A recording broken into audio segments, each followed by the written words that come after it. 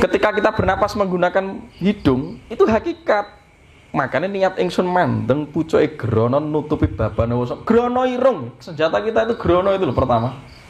Nek kamu tidak ngutik-ngutik irungmu itu gak ngerti ke jejeri Allah Subhanahu wa taala itu gak ngerti ya. Nah, banyak kematian kita, banyak penyakit kita, tensi darah, penyumbatan jantung, kerusakan cakra, diversiasi usus, penyakit neuroscience dan psikologis itu bersumber dari napas yang sudah mulai salah, cara bernapas yang sudah mulai salah.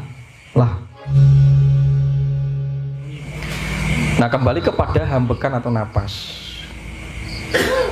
Ketika dicek mukosa kita, kekuatan napas kita itu sudah retak semenjak adanya kesalahan ambekan. Banyak manusia milenial generasi sekarang itu banyak menggunakan pernapasan mulut. Itu membuat struktur konka itu hancur. Makanya turunnya ngorok. Banyak orang kelidin kesedak mati ketika dia tidak memperhatikan itu. Makanya zaman biyen kon topo sungsang, nek turunnya ngorok sampai mari. Jadi sikile ditaleni ndur ndase ning isor. Utawa ditaleni jari untuk membenahi struktur laring. Dari staf kita sudah mengalami penurunan pernapasan, akhirnya berimplikasi kepada kualitas mind dan batin. Ambekane wis kleru. Akhirnya ragus, tersedak. Ketika kita bernapas menggunakan hidung, itu hakikat. Makanya niat ingsun mandeng pucuke grono nutupi babane wasa. Grono irung. Senjata kita itu grono itu loh pertama. Nek kamu tidak ngutik-ngutik irungmu itu gak ngerti ke jejeri Allah Subhanahu wa taala itu gak ngerti ya. Karena sumber itu sing diarani cedak tanpa senggolan atau tanpa wangenan ya. Mbok kadang-kadang saja hanya Anda sebutkan yang ora dinyatake gitu. Nah, ambekannya dikoreksi. Orang Jawa mengembangkan teknik manekung. Teknik manekung diarani megeng napas. Itu membenahi struktur kekuatan dari susunan mukosa yang ada di dalam sudah pecah. Makanya kita itu kehilangan senjata yang paling populer, senjata yang paling ampuh kita. Senjata yang paling ampuh itu disebut apa? Kitab Sitab Sora atau sapu jagat. Itu ambekan. Bagaimana setiap hari ambekanmu itu bisa menyapu apapun di jagat raya ini. Sampai iso gusur lemah, iso ngebruke gedung itu mergo diambekan itu. Nek ora kanggonan ambekan ora duwe daya. Walaupun gunanya keren, walaupun gunanya keren, tapi nafas. Nah, banyak kematian kita, banyak penyakit kita, tensi darah, penyumbatan jantung, kerusakan cakra, diversiasi usus, penyakit neuroscience dan psikologis itu bersumber dari napas yang sudah mulai salah, cara bernapas yang sudah mulai salah. Ketika Anda menggunakan napas mulut, cangkem itu hanya digunakan untuk mengucap dan mengecap, jangan ditambah untuk bernapas. Jangan ditambah untuk bernapas. Karena kegiatan saraf simpatis dan parasimpatis itu ada di hidung, irung. Ketika dikembangkan dalam pranayama, nek yoga itu nyedot kok kiwa, tok nek kok tengen, nyedot itu mendeteksi sarafmu sing berpengaruh iki sing endi, parasimpatis atau simpatisnya. Nah, kalau Anda menggunakan mulut, boros. Karena terjadi pelepasan oksigen itu sekitar 58% setiap hari ketika Anda menggunakan mulut. Akhirnya sedak, turu ngorok grok, kecegokan dhewe terus iki diganggu demit mati. Ya demite dhewe. Makanya sing diarani supiah itu ganggu Anda, angin itu digoda harus dulur papate dhewe.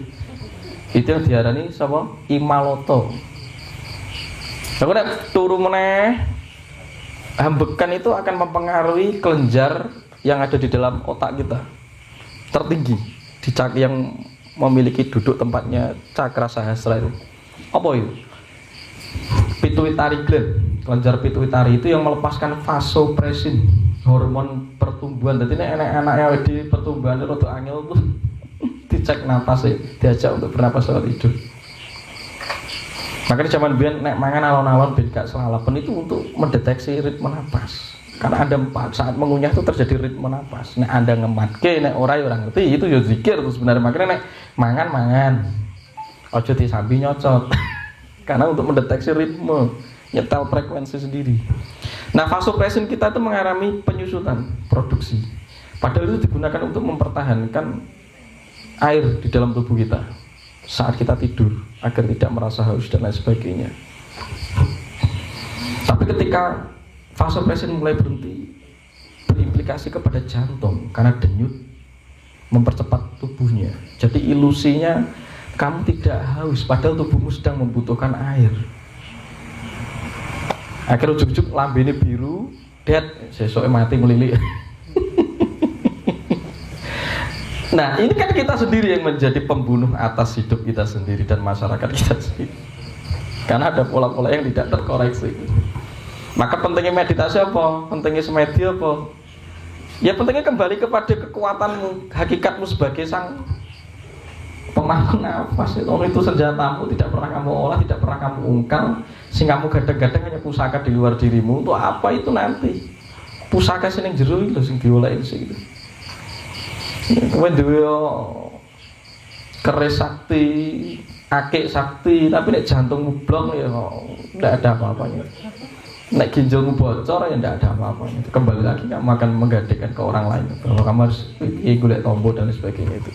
Karena gak weruh kan, maka kaweruh itu penting. Ojo kesaktian dulu, kaweruh dulu sing penting. Makanya nek meruhi ya iso noto. Karena kita digawani 3 senjata di dalam diri kita. Yaitu salah satunya engko dicek direkam dhewe ngorok ora. Nek sing ngorok diplester. Ya, latihannya diplester mulutnya untuk sekarang yang lebih efisien. Nek wenaleni jari ya tidak mungkin. Dan sembari dilatih pernapasan ya. Nah di dalam ajaran spirit ini dikembangkan juga dalam ajaran yoga. Jadi utuh ya untuk mengenali aspek spiritual itu tidak hanya gugon Tuhan yang Anda dengar, tapi saya harus memberitahu bahwa Anda semua itu utuh, manunggal, komprehensif dan enak level itu. Jadi kalau di pengaruh Hindu, ajaran Jawa kuno itu mengenal tentang ajaran prayoga sandi. Ajaran prayoga sandi untuk mencapai aspek kesadaran itu terdiri dari 8 tingkatan atau disebut astanga yoga. Satu disebut yama. Yama itu memperhatikan tubuh. Jadi tubuhmu itu duwe alergi enggak? Maka kamu harus mengkoreksi cara makan, mengkoreksi cara berjalan, mengkoreksi posisi tidur, mengkoreksi cara duduk. Itu disebut yama. Baru niyama. Niyama itu apa? Sudah mendekati kepada aspek elemental, tubuh elemen. Jadi ketika Anda sudah mengenali yama, Anda harus mengembang kepada niyama. Kenapa ada elemen? Oh ternyata aku tuh kebanyakan males dan Anda tidak menggunakan tubuh Anda. Orang mbok posoni, terus orang mbok jak obah. Ya oke, akan mengalami decrease, penurunan sistem. Maka harus dilatih poso. Nek kowe gak gelem mlaku, kamu gak gelem macul, kamu gak gelem nandur pari, kamu gak gelem golek rambanan wedhus, kamu gak gelem kerja secara fisik atau olahraga, ya poso. Atau upawasa disebut niyama. Baru pranayama, latihan pernapasan. Untuk mengontrol kerakusan kita saat memakan. Untuk mengontrol termasuk rasa malas kita. Baru berpranayama asana, maka ada mudra asana atau gerak. Maka di dalam yoga dikembangkan yoga yang kamu ikuti dengan postur kobra pose apa terserah lah. Di Jawa mengembangkan tari dan pencak silat. Itu menurut saya adalah asana. Karena tubuh itu butuh molet. Ketika Anda bisa menggerakkan dengan tarian tertentu, gerakan tertentu, makanya pas aku meditasi semedi kok bunyi tangan kau badin, no, gak masalah, itu pelepasan. Berarti setiap hari ada mental yang tegang di dalam tubuhmu dan ada proses doktrin mental atau trauma batin yang kuat. Nah itu daripada kowe berontak kesurupan dari macan lah, mending wis mati dhewe itu sampai nari dhewe kan lebih lembut itu. Maka sebelum kesurupan diajak nari kalau diajak silat, gaya jurus. Itu untuk menstabilkan fungsi tubuh dan energi. Baru setelah naik ke asana, pranayama sudah masuk ke namanya dharana.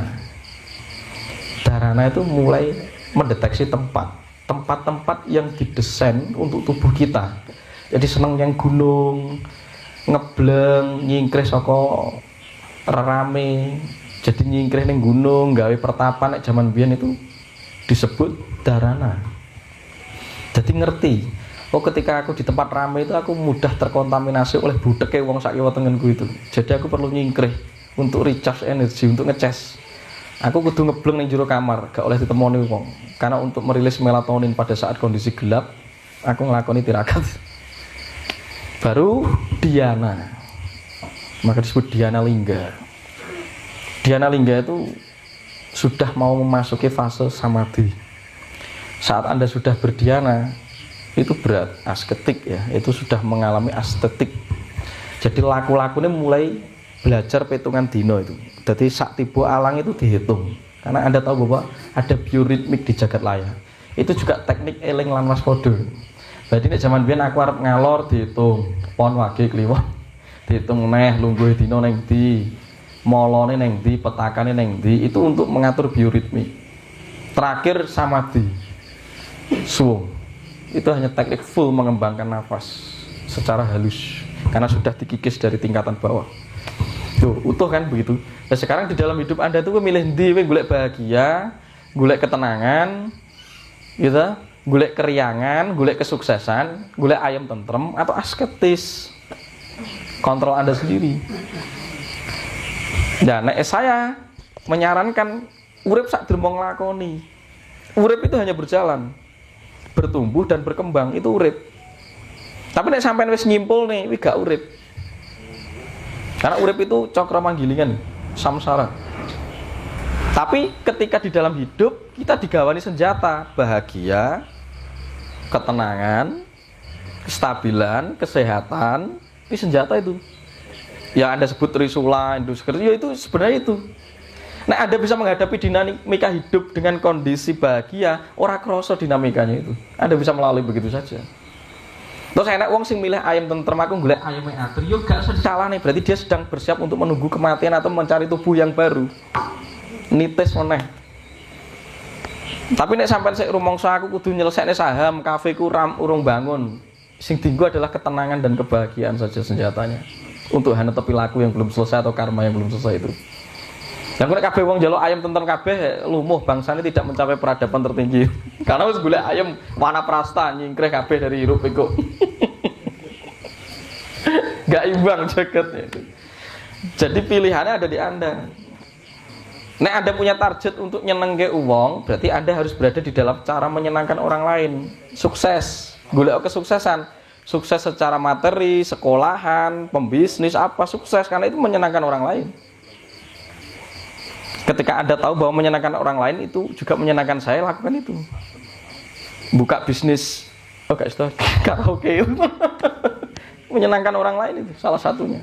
Cuma aku nenek keyakinan tertentu ngomong widoso ya setuju salam kan, aku menyenangkan orang lain pokoknya target. Lah itu gaman, niku senjatanya niku. Dari perangkatnya awake dhewe niku dikupas. Ini pengantar dasar ya. Jadi sebenarnya kasunyatan. Baru tak ceritake sedulur papat. Dan sebenarnya sedulur papat ki piye? Lah sedulur papat ki jane kaitane karo iki mang. Lagi kasunyatan apa ora kira-kira? Nyoto. Jadi sejarah sedulur papat niku pun diserat nggih. Ada yang sudah memiliki bukunya yang ditulis oleh seorang guru dari Bali. Itu Jero Ketut Sandika. Itu saya apresiasi karena panjenenganipun menuliskan lagi ajaran Nusantara yang tenggelam. Dan kebetulan memang Bali niku perpustakaan pasca Majapahit lengser itu ada di Bali dan Blambangan, termasuk sebagian ada di Dieng.